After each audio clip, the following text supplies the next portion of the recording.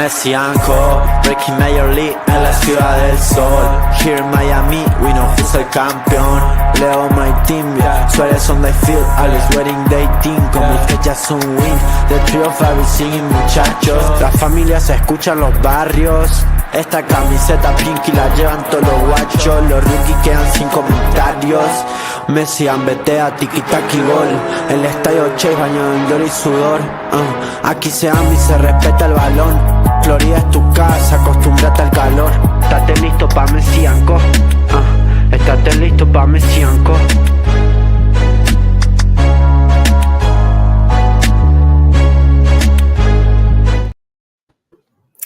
Hello, everybody, and welcome to another live edition of Messi and Co. I'm Ashley here, as always, with my incredible co-hosts, Gian and Matt, back after a week and after... By the way, can you guys hear me okay? Because I think my thing dipped out, but you guys hear me okay? I hear you perfect. Cool. Well, so like I was saying, we're back 6 days later after to discuss, first of all, the first leg that was probably not what we all hoped and dreamed. And then there was, the MLS game on Sunday that Sunday that had, albeit a lot of rotation, but also not a great result, leading us to now, which is previewing tomorrow's absolute must win, must demolish second leg of the Champions Cup semifinal preview. Inter Miami versus Vancouver. It will be at Chase Stadium in Miami. A lot to talk about, I think. A lot of subject lines. But why don't we start with chronologically last week's match. We were all obviously hyped getting ready for it. We had a really fun stream beforehand. I was like, this is when we turn it around. 2-1, like, vamos. And then there was 2 goals, but they weren't ours. And it was obviously a difficult night for Inter Miami. What did we see there, and how did we feel watching it? I could tell you right now that I wasn't happy while eating my ice cream. I could tell you that. I could tell you that right now. I mean, Gian, do you want to start? Or do you want me to start? Because I feel like no, I'll piggyback off. I'll piggyback off of you. Go ahead. I mean, because look, this. Maybe we all knew that this Vancouver team was a really good team, and in terms of chemistry, in terms of how they play together, but I still had that, okay, but we're still like the best. We're still the best team in the league, right? Like, we still got the best roster in the league. But it seemed like, even though Vancouver at 1000% deserved to beat us, and it's very, very frustrating the way that we played, especially with some players still not showing up, like Luis Suarez, even with like Tadeo Allende or Redondo getting a start. Things like that were frustrating. And I don't know, like when you face a Vancouver team like this one with Berhalter, who played very well, with White, who has been like probably the best striker in the league right now, or one of the best strikers in the league right now, and with the great defense in Veselinovic, with the right back Ocampo played great. It's like, damn, like now we're gonna have to come back into the second leg and score 3 unanswered goals and possibly a 4th if they score 1-2. So it's like it leaves you with like such disappointment, and it honestly wasn't really the result I was expecting. Like a 2-0 loss wasn't really what I was expecting. But I don't know what you thought, Gian. I think that we just saw the culmination of what's been going on this season offensively by Mascherano, and I think the lack of ideas, the lack of the right personnel at the right times, just all came crashing to this one game where we needed most the best out of every player. I think that that's basically how Inter Miami has been operating, where Mascherano is just basically, his game plan is give the ball to Messi, cross your fingers, throw a little prayer out there and hope that he can create something out of nothing. Meanwhile, everybody sits around and stacks up on the defensive line. He usually has 3 or 4 people on the defensive line just waiting there for Messi to figure out a way to put a pass, for Messi to figure out a way to shoot. And I think that that's just not sustainable, as we saw. Early on in the season, we saw that we were unbeaten, but I think that we look at those stats and we look at those numbers, and I think it's a little bit it's not a real picture of what is going on with this team. It can, we not lost rather, but we had games where we dropped points, 3 games, they were all ties, and some of these teams that we were playing were not top tier teams. So I think at the same time we were looking a little better than maybe the record showed, or rather, we looked better on the record than what the actual product on the field showed, I guess is what I'm saying. Yeah, man, they have to figure out the offense. They really do. And you're muted, by the way, Matt. Sorry, that was a very rookie mistake. What was I gonna say? I get where you're coming from in that sense with the teams that we've played, but at the same time, like, they weren't in that bad of teams. Like, we play teams like Philly, we've played teams like Charlotte, we've played teams like Columbus, we've played teams like even LA. I mean, like, the only times where we actually dropped points were to mid teams against Toronto and what was the other one? What was it? Chicago. Well, what about Champions Cup? Like, you look at the Champions Cup run. Champions Cup, first up you go against Sporting Kansas City. Not the most difficult opponent. Yeah, no. Then you go against Cavalier. And Cavalier, I'm sorry, but you look at this team, you look who's on this team, you look who's on Cavalier team. Like, were you really expecting it to be that close between Cavalier and Inter Miami? Of course. No, and then you go against LAFC, that isn't the best. It's not the LAFC team that maybe you feared last season, right? This was a team that should have been beaten, I think, a bit easier, and they didn't look good either. But more than that, I guess, is more than the result. It's the eye test, and the eye test never looked good, because if you just look at the score sheet, you see, okay, we're winning. What's the problem? Look at the fashion in which we were winning. There were some of these games where we were this close to losing, where Inter Miami at the end would give up the ball, and 20-25 minutes, it's like, we're just getting pummeled and we kudos, we still came out to win, but offensively the team never looked good. I don't think that the offense, and I don't know if you guys agree with me, I don't think the offense not looking good, it just happened over the last couple of games. The offense really hasn't looked good for I think quite some time now, and I think it's very apparent that it's because there's an over-reliance on Messi, and other than that, there's no imagination, creativity coming from Mascherano. Yeah, well, just getting through some comments, saying hi to some people.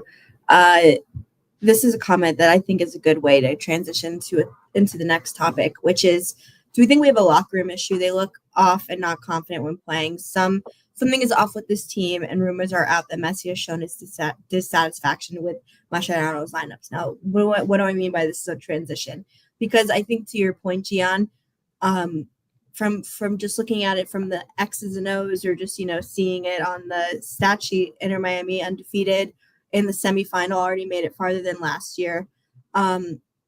Seems like things are getting better, but when you're watching the actual game, especially from an offensive perspective, it's looking grim. And I would say last week was probably the first time where I really was like, I think Mascherano's inexperience showed, and he was trying to go with what was safe rather than what was better, and trying to mix things up. I mean, he has every time to prove me wrong, and it only takes one match.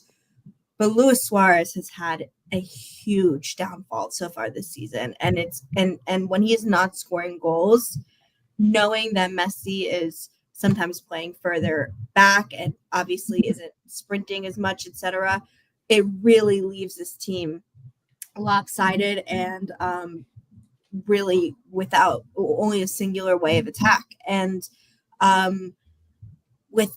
we need to see some movement, because circling back to that comment, Messi isn't the problem when you're watching this team in this game, especially. I mean, I said it to us in the beginning of the match, and I would say it throughout the whole 90 minutes. Messi was moving. He was moving. He was playing a lot of defense, more than he should.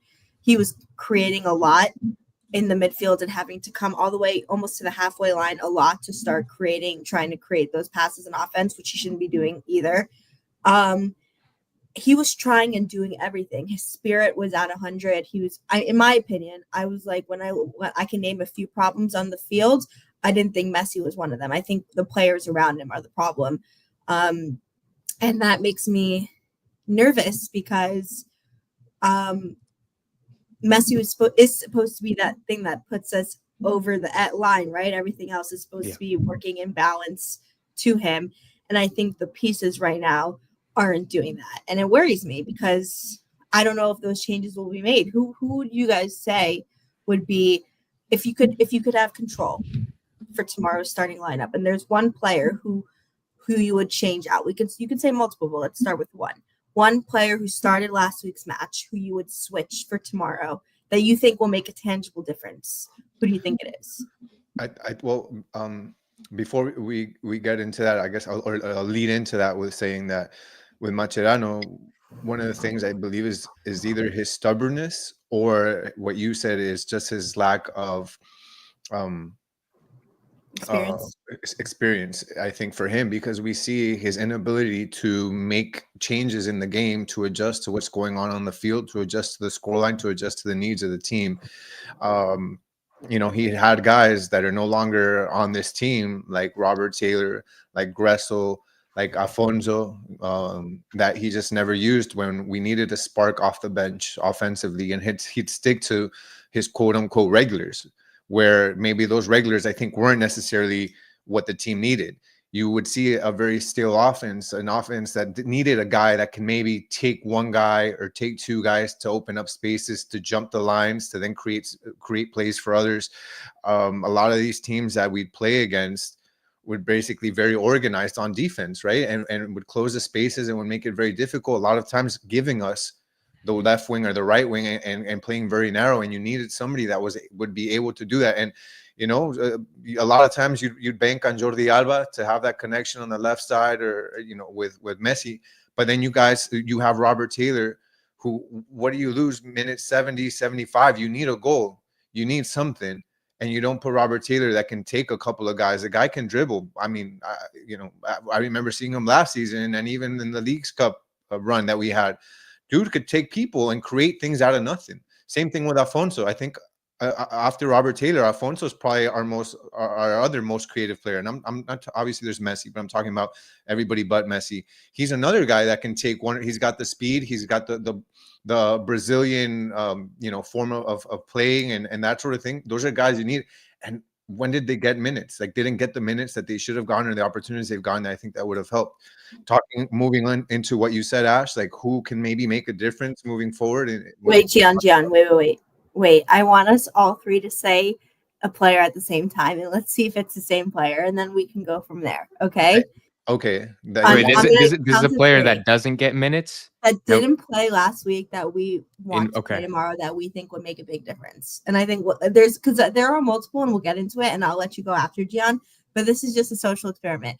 I'm going to count to 3, and when I say 3, we all say it. Okay. Okay. Wait.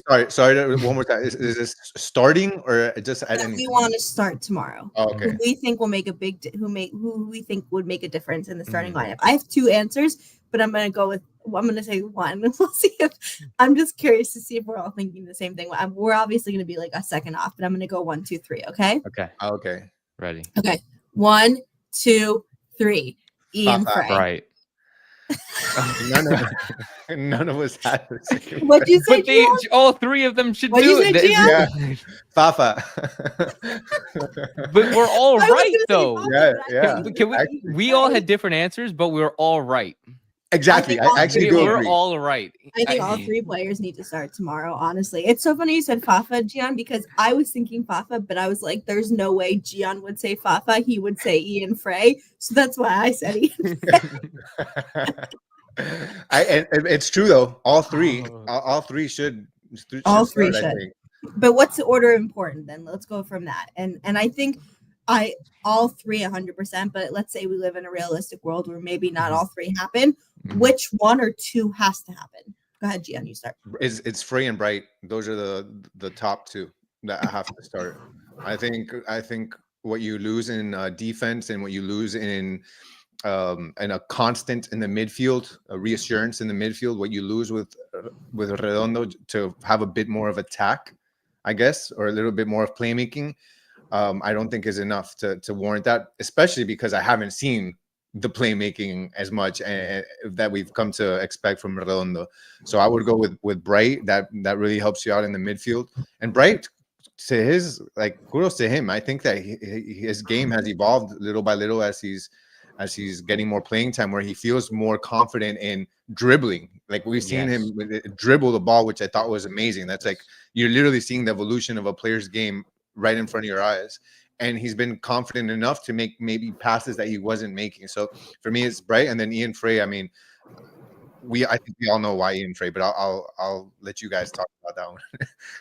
Matt, do you want to go ahead? Yeah, I think I think Yannick Bright is like number one priority in terms of him starting making the difference, because there is no world right now where Redondo makes that start over Yannick Bright, because Yannick Bright has been lights out every single time that he touches the field, and Redondo does just not live up to that same performance.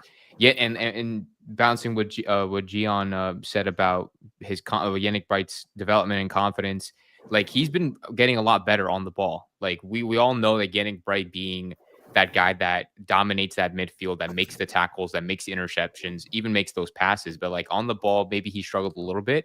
Now he's getting like significantly better at doing so. And I understand that maybe he can't play 90 minutes every single time for fitness or whatever. But it's like in a game like this, Yannick Bright has to be in the midfield with Busi. Now, with the conversation between Fafa and Ian Frey, I love Ian Frey, and I thought he did great, obviously, last time against Dallas, and he really showed everybody how he needs to be starting in more games. It's very difficult because I thought Fafa needed to come on, and this could be a completely different conversation, but I thought Fafa needed to come on in that Vancouver game last week. Like, he needed to come up with it, because Tadeo Allende and Velasco Segovia, in my opinion, were just not getting the job done. In this scenario? Yes, I am. Everybody's been calling me Julian Alvarez. It's been, literally when I go to the stadium, in fact, like I would get, like people would yell across, or like if I'm walking down like the stadium, they just be like, "Is that Julian Alvarez?" And especially if I walk around with the Argentina jersey, people would say that. Wait, is that them? Julian Alvarez walking into a game? Is that random, or because they recognize you from the pod? No, because apparently people say I look like him. They've been saying this now for like a year. It's like people like when I used to volunteer for Inter Miami, like I would be there as like either a ball boy or like helping out the refs. I would like walk around the sidelines, and then people would literally yell out like, "There's no way that's Julian Alvarez working the Inter Miami game right now," or like, "There's no way, is that Julian's brother?" Like they would genuinely be confused. I thought it was hilarious. So yeah, well, that's good. Do you guys see it though? I think the haircut is very similar, and I mean, I have the jersey. Well, I don't have it on me now, but his hair's a little longer now. My whole family tells it to me. All my friends who know like soccer, they say like, yeah, like the top right one, the top in the Atletico shirt. The what? The top right in the Atletico shirt. Oh? Yeah, maybe. Not bad. You guys don't see it? Maybe. Oops. No, literally, that's what everyone. No. That's maybe we need Julian Alvarez to help us out. Honestly, he's been popping up. He's been Atletico Madrid's probably the best player. But no, Tadeo Allende and Velasco Segovia, in my opinion, are just not getting the job done. And I thought Fafa off the bench would have been extremely, extremely useful, especially the fact that he knows these guys. He's played with them literally, what was it, last year? And I think his speed, his creativity, his dribbling down the wing, his crosses, his shooting, whatever the case may be, I thought he would have been a real threat offensively. So if I were to have two of the three, I don't know who I would choose between Fafa and Frey, but I just know for a fact Yannick Bright has to be in that midfield no matter what. In my opinion, I think that Ian Frey and Yannick Bright are non-negotiable in terms of you need to start them tomorrow, or else you're going to have a lot of people putting a lot of questions on Javier Mascherano. I think there's a lot of factors that could have gone into why they didn't play last week. For Ian Frey, it was on turf, and maybe it was just never going to be, and maybe that was always what they knew, knowing his history of injuries. And Cello working his way back, having a few good matches. We even said a few weeks ago he had a couple good matches. But, especially after watching Sunday, Ian Frey is significantly better than Cello. Significantly better. It's not like close. Significantly better than Cello. And in a match like this, where not only is it a must win, but it's a must win by multiple goals in order to get into a final that you host of a continental trophy, this is where you are playing your best available players who have the best skill set and the best ability to impact your team positively. Ian Frey is one of those people. Yannick Wright too. I'd say, there people can have, I think, not questions, but with Yannick Wright's age, the amount he had to play last year, etc. If people are saying, as long as Busquets is there, Redondo or Bright, some games you can swap them. I think that's probably true sometimes as it relates to the MLS season as a whole. Again, not with a final on the line when you're down 2 goals. Like, now it's not questions of who can be in the match. It's about you need to have literally your best available 11. I would say Fafa is in that over Allende right now, just based on form and danger, because I've seen in multiple matches recently Fafa showing that he can stretch the defense more than the other offensive players. He's using his speed and scaring defenses. He's scaring them. Like, when he runs and makes those runs, he's causing defenses to switch. Allende has that ability, and we saw it, but he hasn't been doing it at the same level recently, maybe because of injury, maybe because of tactics. I don't know. If Fafa doesn't get the start, okay. I expect him to get subbed in. He should have been subbed in last week for sure, but I expect him to be subbed in. The other two, in my opinion, are non-negotiable. And if we see neither or either of them start, then I think it shows a big coaching lack, because this is a game where you play your best players, no other questions. For me, the Allende thing is not necessarily more on him. I feel like it's more on Mache. Like, that's why I said tactics, or because of like the offense. Yeah, like, I don't know. That's what I feel like. To me, he's just not being put in a position to succeed. Same with Suarez. Like, I know that Suarez has gone down a bit. I think in quality, he hasn't scored in like 12 games. I think it's like 12 games. No, Velasco hasn't scored in 12 games. But Suarez has been like a month. His last goal was against his last Cavalier, goal, I think. But still, even with Suarez, you see a couple glimpses of brightness. You see good hold-up play. You see someone very smart. Like, of the players on the pitch that are a problem, and Suarez is one of them, clearly, because he's not scoring. It makes a huge difference.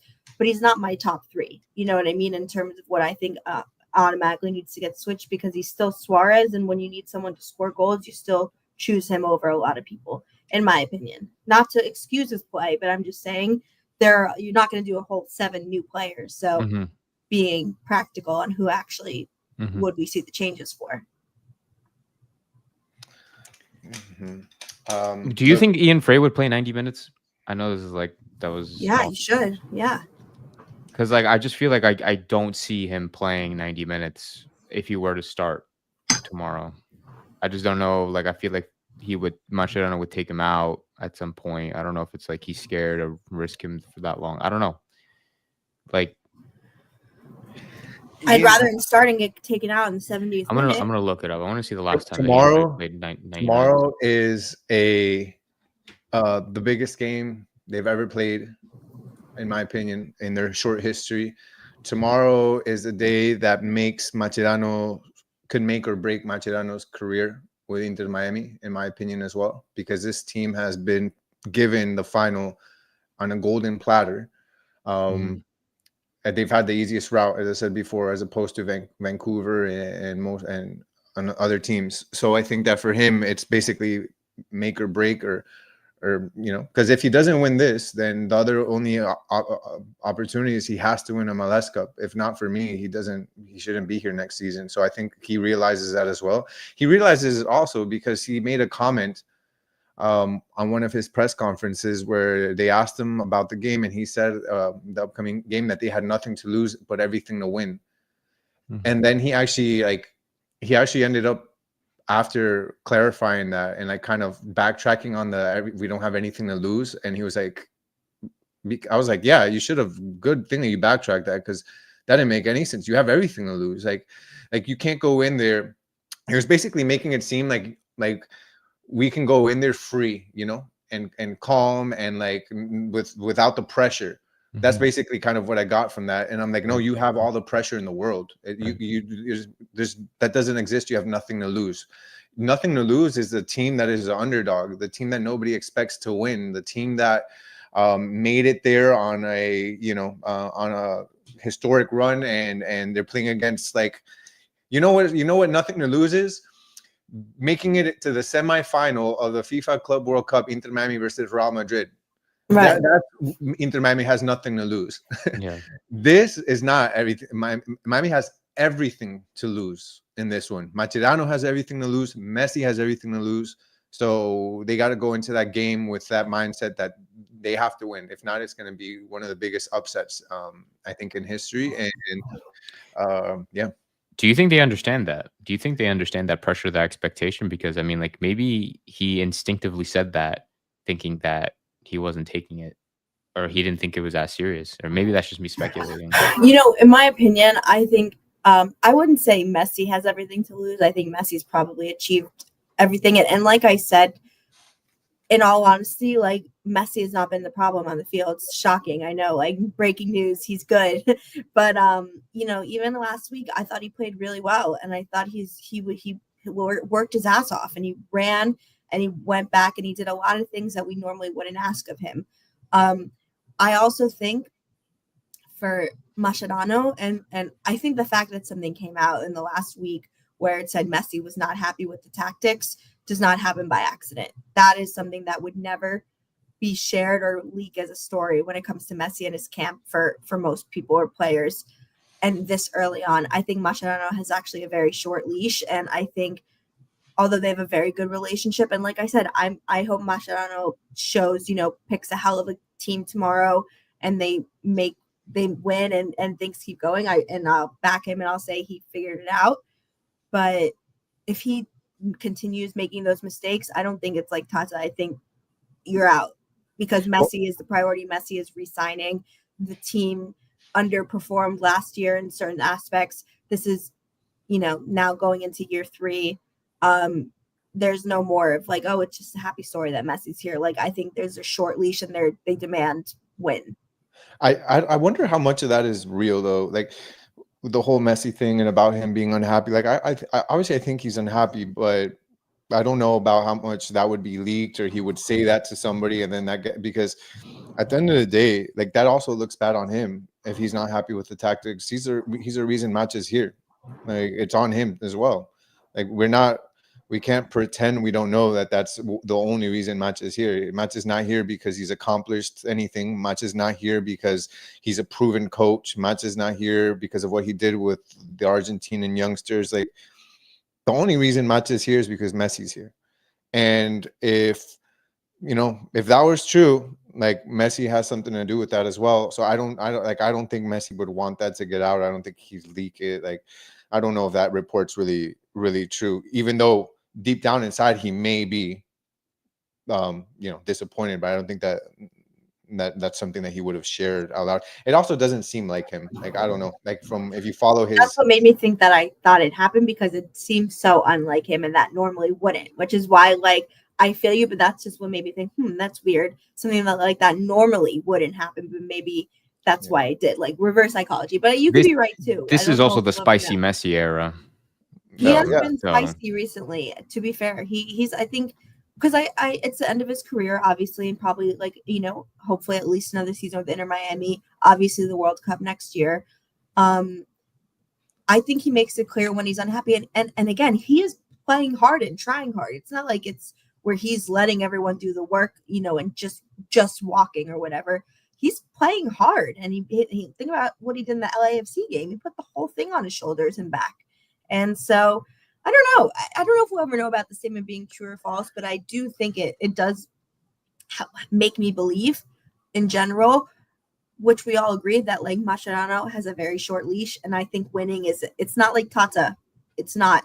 I think if you make the mistakes and if, you don't make those changes tomorrow, we lose, we don't make a comeback, we see more stale offense. I think you'll see drastic changes, knowing we got rid of 2 playmakers in the last week. Yeah, I think to me also one of the big interesting storylines here and see how it will develop is with Suarez.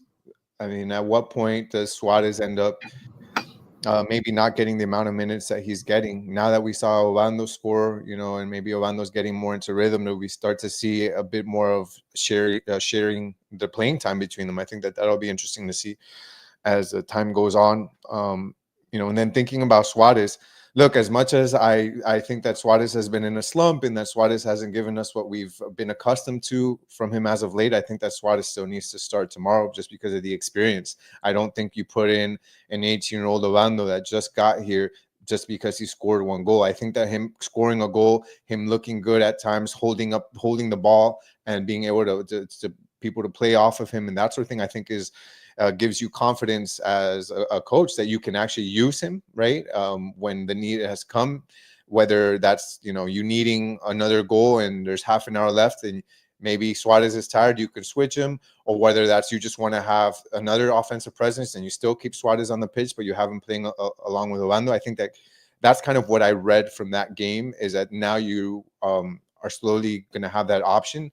But you're not going to start an 18-year-old kid in a must-win game of this magnitude. It's still Suarez. You got to roll with him. You have to have the confidence that with all the years of experience he has, that he's going to come in and do what he has to do. But at the end of the day, now you've got this weapon in your back pocket that you can use if needed. And to me, that's the key indicator for tomorrow. Mache, use everything you have at your disposal. Be open-minded enough to be able to make the changes you want, even if it means taking out a player that is going to raise eyebrows, even if it means doing something you haven't done in previous games. I think that he's just got to go open-minded and do it. I know, like last season, didn't we always complain about like Tata not making the substitution in-game time and the in-game? Any so zero flexibility in match. Exactly. So I feel like Matt has kind of fallen into that over the last few games, where he either hasn't made the changes or he's made the wrong changes. Like even looking back to this game against Dallas. Yeah. Okay. So really quickly, I'm going to pass this to you, Matt, but I just want to get this comment really, really fast, which is, what are the updates on Frankie de Jong or Robert Lewandowski and the reports saying they may come to MLS Inter Miami? I think we're going to do an episode soon about the potential players Inter Miami may sign this summer, after we saw obviously 2 huge players taken off of the roster and payroll of Robert Taylor and Julian Gressel. I just wanted to call this out because we will be doing an episode about this, because there's a lot of big names, KDB, Neymar, etc. There's a lot of big names out there, and Inter Miami continue to rack up the roster money, the GAM, this international spot, all that stuff. So we'll see. They may be cooking. So I just want to say that comment. Is that really? I hadn't heard that rumor. Is that really a rumor? I didn't hear about Frank. I didn't hear that about Frankie de Jong. I was gonna say definitely not Frankie de Jong. Definitely not. I saw maybe, but for Robert Lewandowski, I could see it happening sooner rather than later, especially with the injury you just saw. That he's but anyway, this game is what we will want to talk about. As I'm sure as the Barcelona fan, you've been up and you had quite the week, Gian. But so Matt, here's my question for you. Hit me. Offensively, let's say the front midfield 6, or the attacking 6, 3 midfield, 3 attackers.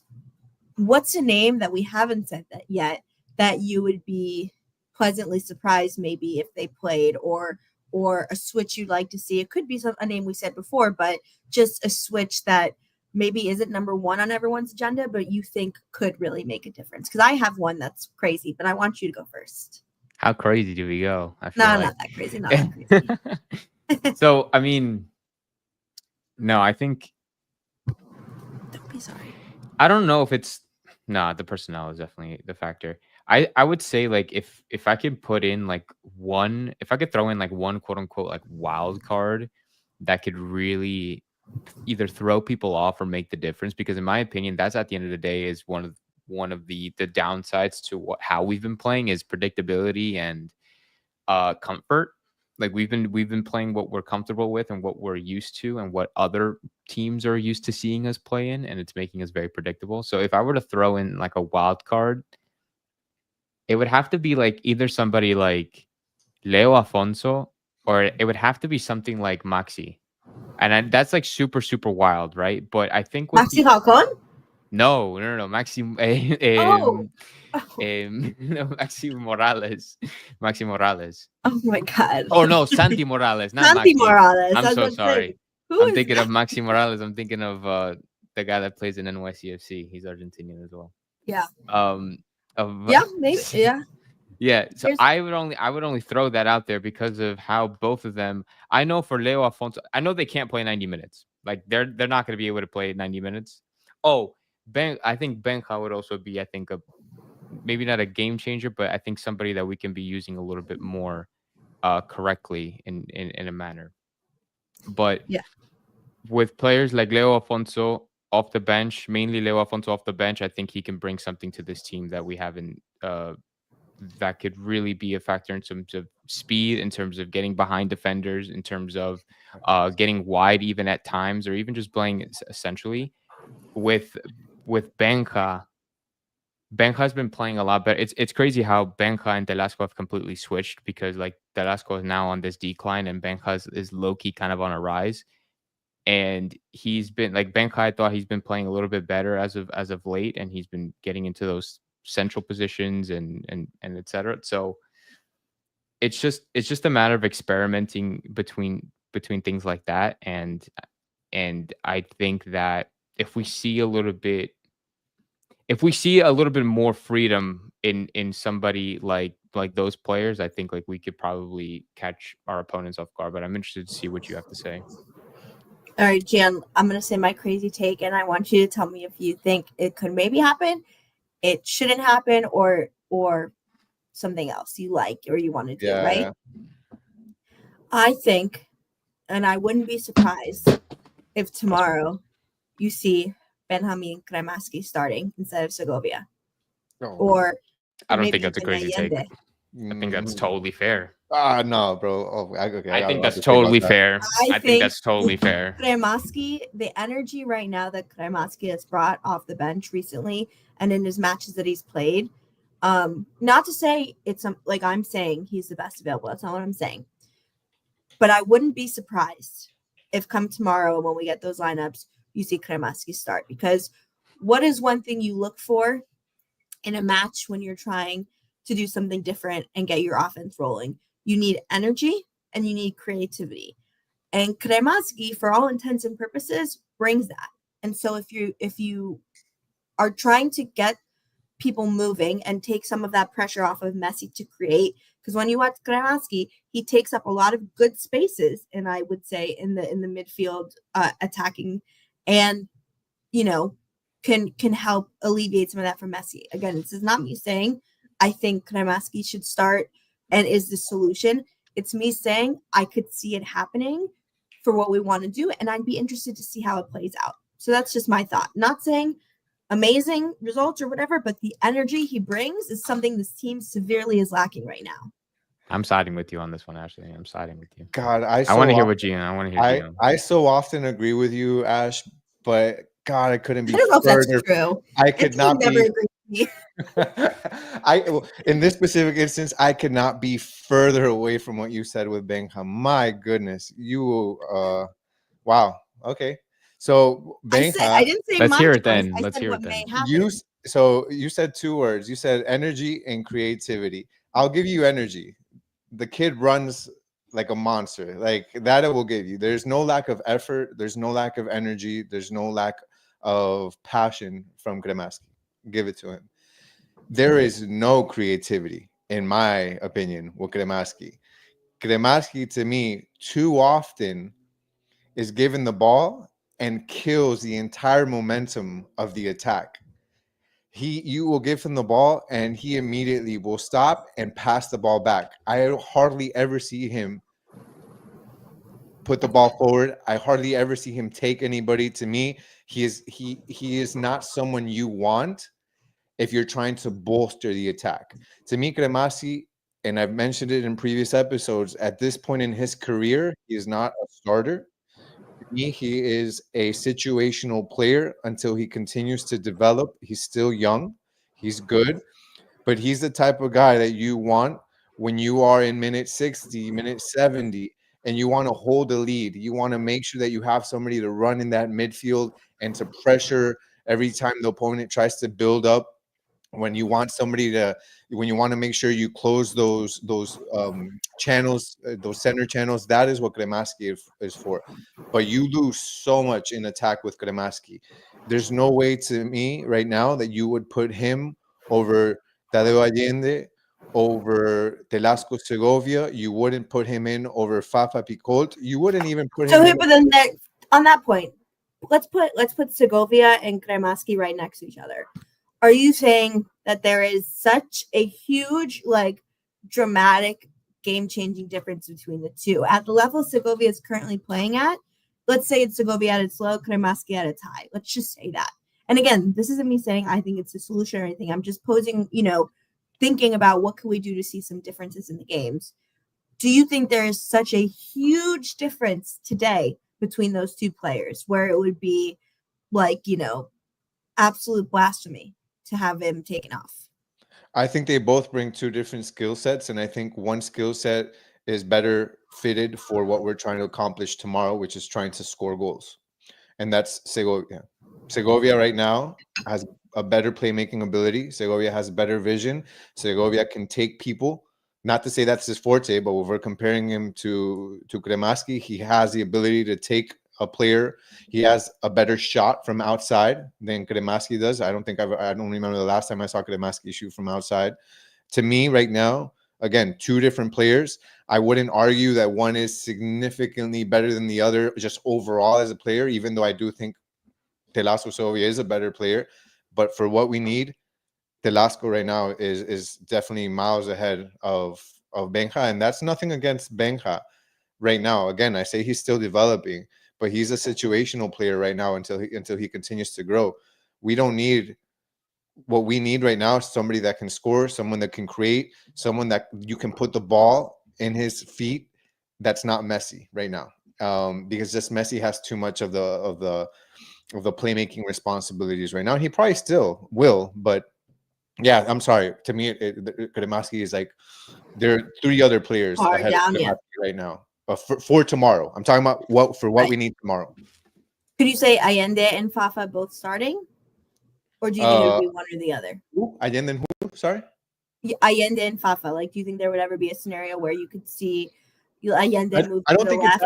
I don't think it's out of the question, but I think that who we discussed when we named our three players, I said Fafa, but I agree with what we spoke about after, where it was Ian Frey and who else? Ian Frey and Yannick Bright? and Yannick Bright, who are like for sure they have to. Those two have to be in that lineup over Redondo and Chelo for tomorrow. Fafa, I think I'd be okay, but like you need guys that have like been consistent, who have had the playing time, who have been in rhythm. And to me, it's still Telasco and Tadeo Allende. This is more on Macherano to make sure these guys are in a situation to play good. Because if you just give Messi the ball and tell Telasco and Allende, stand in a straight line along with Suarez on Vancouver's back line, like nothing's going to happen. He needs to have them move around. He needs to give them the ball and tell them, I need you to take somebody. I need you to take somebody, and that opens up the space for everybody. I need you to take, like, that's what's missing. It's not just sitting around and passing the ball laterally and just from left to right. That, oh my God, That's what we've been doing. Inter Miami has possession. Oh my God, they're dominating possession. Or No, we did they're tears not. last week. They're not doing crap if they're passing from left to right. Somebody needs to break the line, whether it's a pass from Boosie, whether it's Tadeo Allende taking a defender or taking somebody. That starts to open up everything for this team, and that's what they're not doing. They need that for tomorrow. Anthony said, Ash, what are your thoughts on my last two comments? Well, let's see. Your first one was, what I'm starting to realize with Ben, I think he's more of a holding midfielder rather than a guy who's going to create offense. That could be true. By the way, I think it's like I said, it was me just posing, when you're trying to throw everything sometimes at the wall to see what sticks, right? And when it's a must win by more than 2 goals match. I don't know. I just think the energy could be something, but I don't know if he's the answer, and maybe he won't. I think he should be used as a super sub for sure. Second question, I would rather have Segovia at right or left on the wing rather than in the middle of the field where he can create more offense. Yeah, I thought at the beginning of last week's match, they switched, right? Segovia and Allende switched for the beginning of the match. Yeah, and I thought Segovia on the right with Messi in the beginning was actually really exciting, and they were playing well off of each other and trying to create, but they fizzled out. So yeah, I could definitely see that as an option. I'm just thinking, right now there's a lot of options. The team needs solutions, and that's Mascherano's job, is to find the solution, because we could all create our big boards and say who we think will make the difference or what will make the difference, but he's the one who has to choose the 10 outfield players that will result in us scoring a minimum of 2 goals. So any thoughts on these, Matt, on this discussion or no? I mean, like at the end of the day, like the players just have to step up, because I think no matter who we put on there, we're talking about Velasco Segovia, we're talking about Allende, we're talking about Benja, we're talking about Suarez. All of these guys have that in their locker. They have the possibility to change the game at any given moment, but we just haven't been seeing it. And we're just, and like I've said before, it's because we're being too predictable. It's because we're not being clinical with our passes. Like what Gian said, we're literally just passing it back and forth, quote unquote, dominating possession, and then we ended up not doing anything with the ball. We need to spread the with any of these players. We just have to spread the defense out, be creative, be unpredictable, be different, find a new way to get through and be offensively threatening. And literally, you can put whoever you want at the starting lineup, with Velasco being with his technical prowess, with Allende the ability to cut in, with Benja being a stamina merchant, and but at the end of the day, they just have to show up. And we haven't seen Velasco show up. We haven't seen Allende show up since his injury. We haven't seen Benja do the absolute best, but he's getting a little better game in and game out. Suarez hasn't scored since over a month ago in March, and that's it. And Messi is trying to run around, scoring free kicks and putting passes in. We need to see something happen. Somebody needs to show up for tomorrow, because it's now or never. 69% possession to 31% possession, in leg one. We had 69% possession, and we had 2 shots on target, while Vancouver had 5 with only 39% possession. Like it's just the offense it's possession is meaningless if you don't do anything with it. And it's important to do what Matt said, is just be unpredictable. That's the same thing. It's not just Vancouver. I think like we've seen many teams have figured this out already. And it was so predictable that it was easy. It was very easy. And it stinks that you had some guys that could kind of help you out, and you shipped 2 of them off out of the, 2 of them away. And understandably, from the business side, you understand it, but from the actual needs on the pitch, I mean, unless you're, you just got in a bunch of GAM, you have some international roster spots. Unless that means that you're bringing in a wing player, a player that can dribble, like, okay, maybe that makes sense, but eventually, but that's what this team needs. It needs somebody to do that. And I thought that was Allende early on, but he seems to be playing a different role now, or just you need him. It was Allende. He was doing very well in the beginning, and then I thought last week was so boring. And to this point of this comment, I remember screaming on to the TV last week, someone shoot, anyone shoot, just shoot the ball. Don't. Suarez has been allergic to shooting 100 shots, and I mean. So the thing is that what they do now is they sacrifice the better play, they sacrifice the better pass for Messi. And that's not anything on Messi. I don't even think Messi wants that. It's Right. just, dude, you have somebody making a run down the right side. Meanwhile, you have Messi coming in behind you, and instead of putting that through ball on whoever's cutting in on the right, oh no, Messi's coming. Let me wait and give Messi the ball. And by that time, the defense has established itself. Everybody's in a perfect block. Everybody's waiting, and now Messi, it's Messi just like what the hell am I supposed to do now? Like like if when Messi operates the best, I think when the team is like in the buildup, I would say that when Inter Miami is building up, that's when Messi operates best, because you give him the ball and he has the freedom as everybody's running back on defense. You have players that can make runs. Like that's when you need to operate the most. The moment that the opponent's defense has settled down, then I mean that is like so painful, I think, to watch. It is the most painful thing. Just like you guys need to be faster on the ball. Yeah, agreed. I mean, obviously, although we lost, Sunday was the most exciting game, second to the LAFC game, which was because it was exciting for like 60 minutes. Yeah. And at least because at least players were taking chances and trying to do it and not worried, to your point of just like, if I mess up, Messi and Suarez, I've let them down. I saw there was some tweets going around, I think, popular takes about Messi isn't giving his best to the team, and that if Inter Miami doesn't perform, it's because of him. I would say it's a big factor, and I truly mean this, Messi has played at a very high level recently and is running a lot more than he probably should or needs to. He is wanting people to create, and he's wanting people to shoot, and he just wants to win. And so everyone else needs to kind of just like stop worrying about the what ifs and do. Tomorrow is going to be like, you gotta dream it and you gotta do it. And it starts with how Mascherano picks his team, and then everyone being ready from minute one to try and score and get this team to a final. So predictions. Let's finish up the show as always with predictions on the score. And if you want, who's going to score, but I think for this game, the score is the most important. Matt? You guys want me to go first? No, I'm going to go first. You know what? I'm going to say, listen, we're going to complete the remontada, okay? Oh, we're going to do it. I still look, despite of what we've talked about. Can you explain what that word means to me, please? Comeback. Okay. That's what I thought, but I just want to it's the direct translation of comeback. So perfect.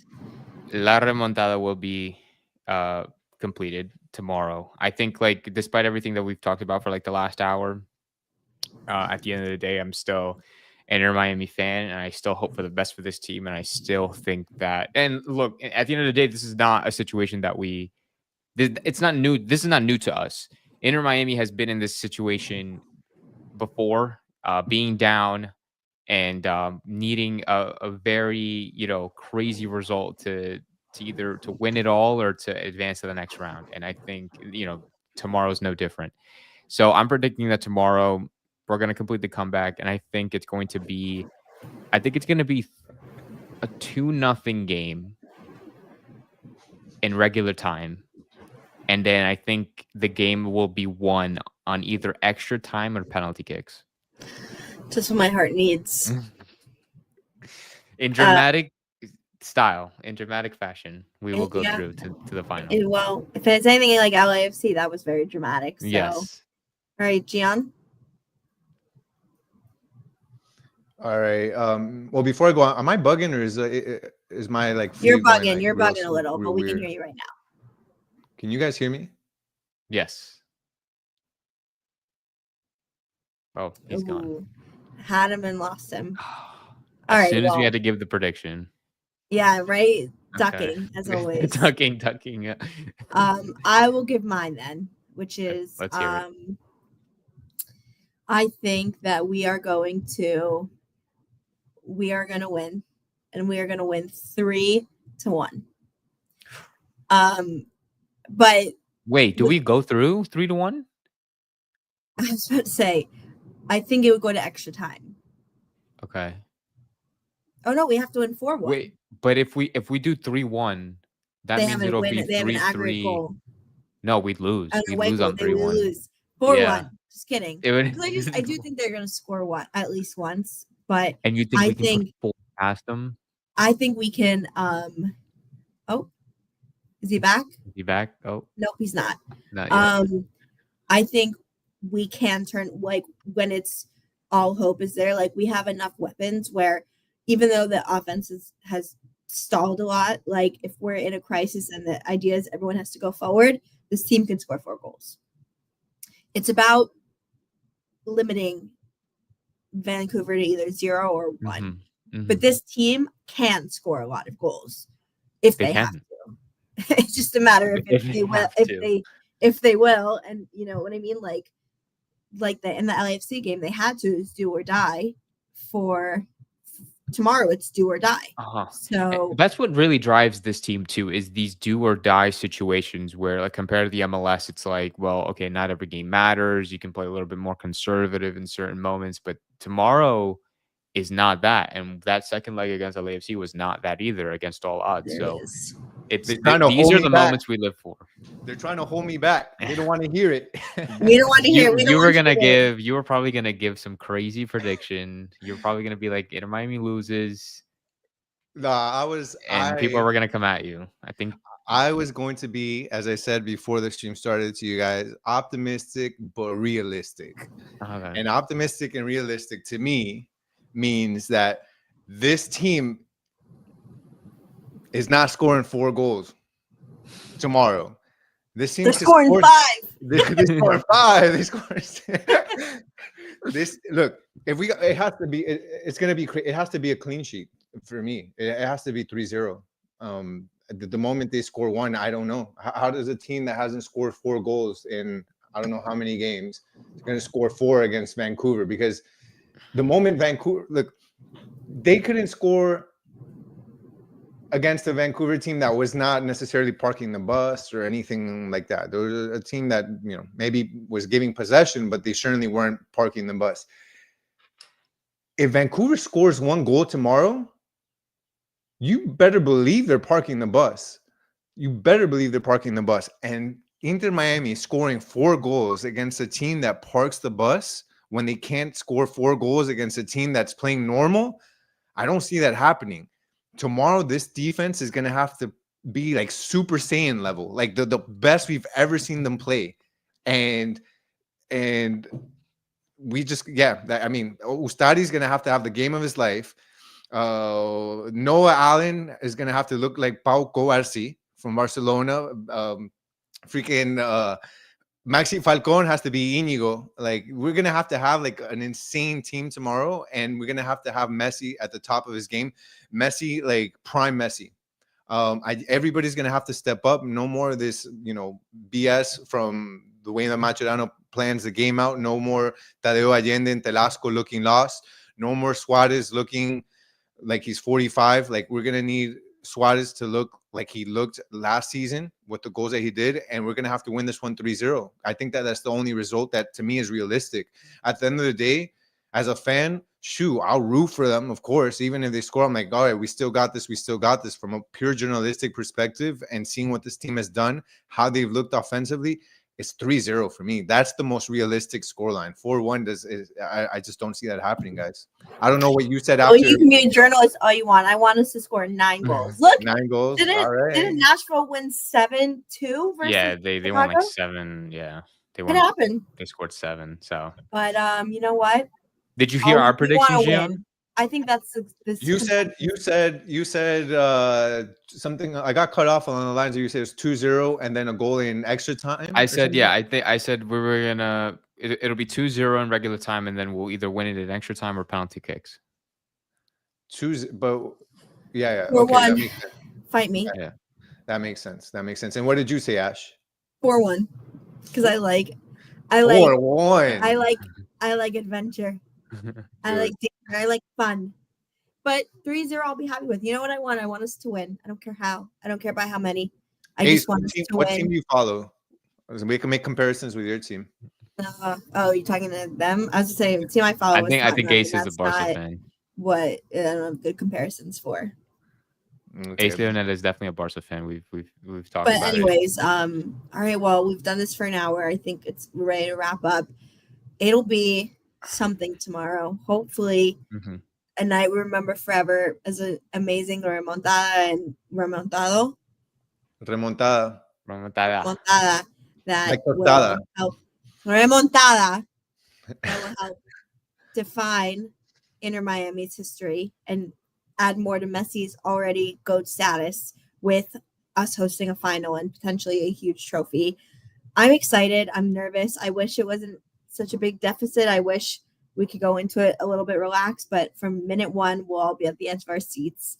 And I don't care who the unlikely hero is, as long as there are them, we score and we win. That's what we want. Right? I agree. I think I can bet on a Messi goal if there's anything I'm betting on. I think I could bet on a Messi goal as well. Yes.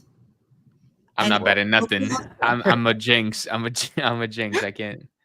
It's better off that I don't bet on anybody because then we'll definitely lose. We'll assume you're gonna.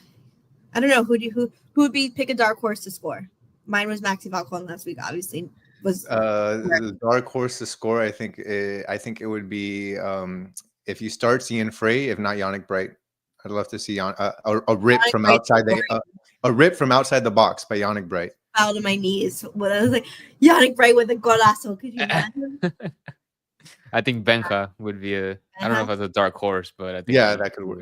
Yeah, I think it'd be more. And I'm gonna choose Fafa. I like okay. that. I like that. Would love to see him score. I will see him play. Well, love to see him play. Right? Hopefully, we see those changes. Ian Frey, he could score too. Mm-hmm. Shoot, Suarez hat trick. Let's see it. let's manifest it.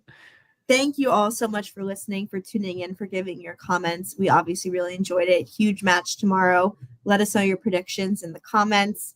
And hopefully in a few days' time, we're back here with big smiles on our faces because we saw one of the most epic comebacks in Inter Miami and MLS history. So for this episode of Messi and Co., I'm Ashley. That is Gian. That is Matt. And we will see you next time. See you guys. Hasta luego.